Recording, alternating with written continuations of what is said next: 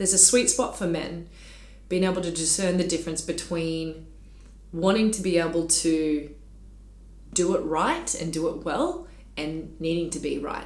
And the conflict that they have between having to control the outcome, which is usually uncontrollable because especially if it has to do with another, it has to do with their idea about themselves, wanting to be able to be in control of the whole situation, including how the person receives that, gets in the road of them being able to ask what they need, express what they feel, and find clarity about how to be able to lead themselves or lead the situation to get what it is that they want, which like that feeling of like I did it right, I helped, I made the thing happen, like amazing. I also don't, like, I'm kind of like reminding myself that like as women, this is a strong pull for us as well, because we have such a beautiful ability to extend our range and our masculine energy as well, which is really what I'm talking to. But I'm just going to say men for this because it's something that I see that in a conflict turn into like the story they tell themselves about who they need to be or what they should be doing, and their engagement or dismissal or avoidance of their feelings around a situation where they just want it to all happen and work out and be seen as the person who figured it all out and did it well. So, man, if you're finding yourself like having this internal battle and going through your head again and again and again, and this inner conflict of how to be received in a conversation where you need to like perhaps ask for something that you need, but you don't want to be seen as asking for something you need, so you kind of like then withdraw and then avoid that conversation, or you really want to be able to show someone like you care, you've got this, they're safe, but you don't want to but you're confused with the idea of giving something that someone has maybe been asking for, you felt like they've been asking for or nagging you for a while, and you're mistaking that with a sense of feeling like you're giving up your freedom. It's really important that you come, again, all of this is like coming back into yourself and coming into right relationship with what you feel, and being able to, for a moment, instead of staying enclosed in your own walls, which you'll bounce off like a ping pong in your thoughts and your minds, thoughts and your emotions in your mind, and the mind will fuel the emotions and the emotions will fuel the mind, and you will probably, because that intensity is so much emotionally, shut down and avoid and just keep avoiding until the red flag is like, all the way back there, and now you've got red like flashing lights, screaming sirens, and then you face it and it's collapse and chaos. You can prevent all of this, lead your life and create the containers of safety and achieve what it is that you want by pausing, and instead of having the story in your head or trying to control how you are perceived by the world, drop into your body. Practice priming your nervous system on a day-to-day basis, so that when feelings arise in you, you have the ability to hold space for those feelings, express that, or ask for what you need, or be able to just like sit with that, and as your own agent, as your own man, continue to move past discomfort, the fear of rejection, the fear of failure, the fear of not being good enough, the fear of being seen as like wrong. So many men struggle with being identified with the idea of having to have it right or getting it right.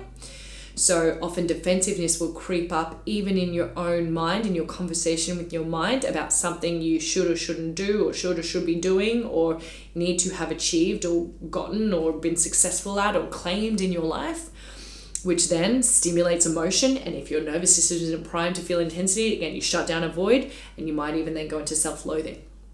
You might find aggression or frustration at the outside world where you feel like that has taken your power away, or you don't have freedom here and you don't have choice there, and you feel burdened by your own life, again, because your body and your nervous system is not primed to be able to hold space for intensity, which is just another way of saying you're not used to sitting with your feelings. So here's where I'm going to kind of direct the conversation to introducing practice into your life where you're priming your nervous system for intensity. And I'm going to give like three points. And I'm going to encourage you to turn to breath work, because breath work is that, like, when we breathe in different ways and when we use our breath in a certain way, it impacts us biologically, psychologically, neurologically. It impacts our chemistry. It impacts like what's going on inside of us and our hormones and how our organs are functioning. Every system in our body is impacted in the way in which we breathe. So if we can consciously breathe in certain ways, knowing what outcome we want, we can actually move our nervous system into states of openness. We can prime them into really healthy sympathetic states, like this. We can increase our heart rate variability, and we can decrease our stress levels, even in the face of intensity.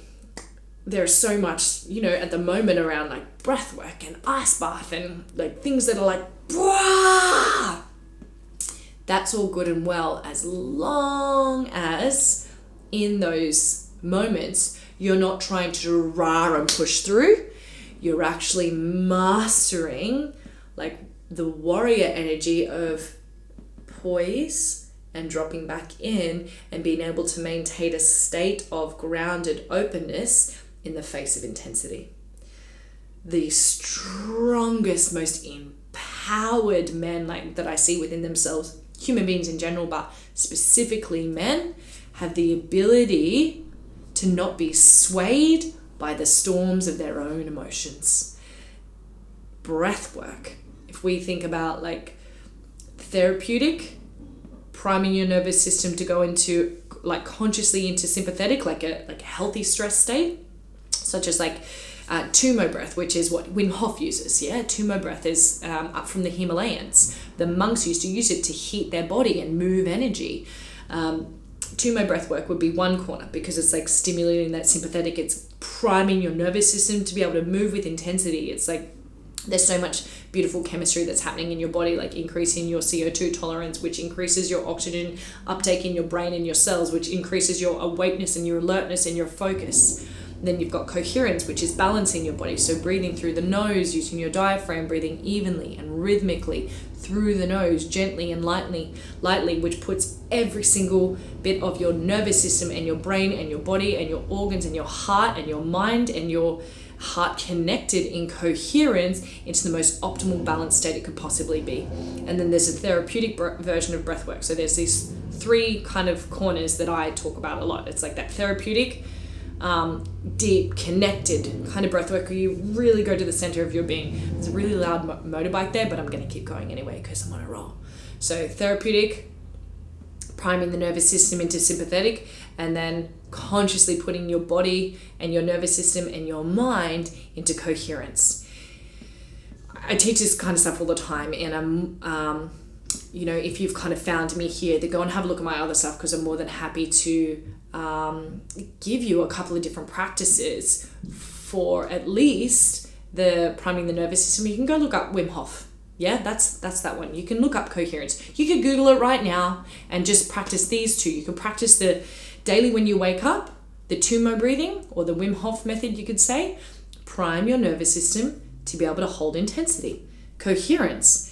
You know how to calm your mind and the waters of your emotions, even when there's intensity rising in you and the outside.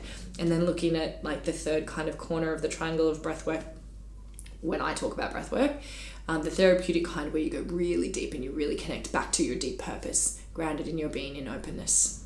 So my whole point is here that where I see men get caught up and not be able to understand their frustrations or their aggression or their burdens of life and how to move through this sense of feeling stuck, but then they hear like, okay, so I have to feel my feelings or get in touch or express myself. It's like the how bit of priming yourself to be able to do that. It's a practice. It's something that you can do in your everyday to begin to like be able to hold space for your own emotions that you arise before you even begin to think about holding space for other people's. So that's it. This ability to be able to be in your most purposeful, powerful position within yourself and leading your life, or consciously being led as a man, begins with priming your nervous system.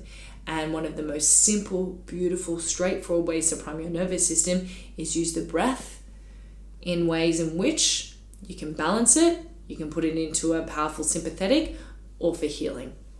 There are so many different facilitators out there that do that. I'm one of them, but there might be others that you think they're on point.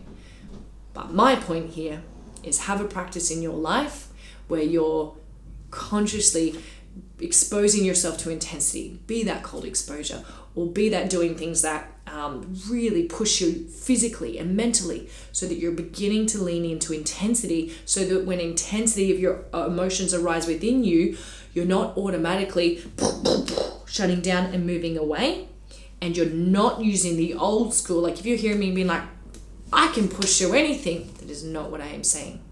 That old consciousness will shut down emotion, and you can absolutely bulldoze, but that is not strength, that is force. And when you use force, you will break things, including your own heart.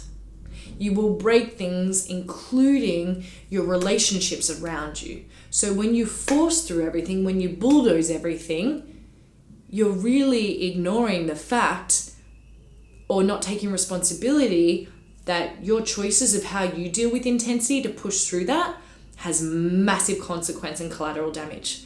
Now that shouldn't stop you making your own choices, but you can maybe have a look at and see, is that really what I want to do? Is that in integrity with who I am? Or if I'm going to be really honest with myself, maybe pushing through was how I did survive and it got me to where I'm going to be, but is it still functional? Or is it a dysfunctional behavior from how I had to be or what I learned before that no longer serves me? And can there be another way where I can still keep my integrity and my strength and my sense of power and my sense of purpose, but stay connected to and extend my range between my masculine and feminine and hold space for my own emotions, so I can lead my life from a place of my center, openness, and grounded connectedness with my heart and consciousness itself?